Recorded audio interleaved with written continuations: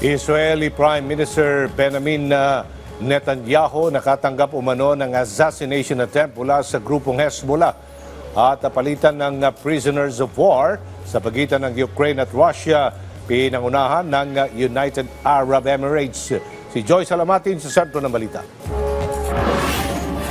Nasa 87 ang namatay sa panibagong airstrikes ng Israel sa northern Gaza. Ayon sa Gaza Health Ministry, nagpapahirap sa kanilang pag-rescue ang problema sa komunikasyon at banta ng Israeli military sa ilang mga lugar.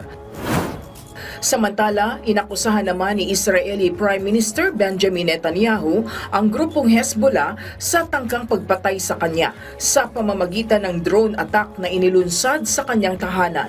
Bagamat wala si Netanyahu sa kanyang tahanan nang mangyari ang pag-atake, tinawag niya itong grave mistake.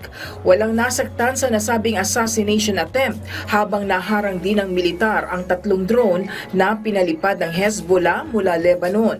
Itinanggi ito ng grupong Hezbollah.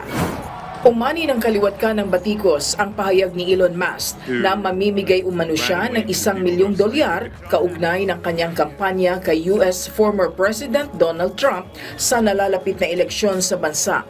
Balak pa imbestigahan ito ng ilang politiko, lalo't posible raw itong makaaapekto sa gaganaping halalan. Dagdag pa nila, ginagamit raw ni Musk ang kanyang pera para makabili ng mga butante. Nakauwi na ang nasa 75 Ukrainian soldiers na prisoners of war sa kanilang mga pamilya. Ito'y sa pamamagitan ng exchange deal sa pagitan ng Ukraine at Russia, kung saan tumulong sa negosasyon ang United Arab Emirates. Kasabay niyan ay nakabalik na ang katumbas na bilang ng mga Russian soldiers sa kanilang bansa. Samantala, labis na ikinatuwa ng mga pamilya ng POWs ang nangyaring pakikipagpalitan ng dalawang bansa simula nang magsimula ang kaguluhan. Joy Salamatin para sa Pambansang TV sa Bagong Pilipinas.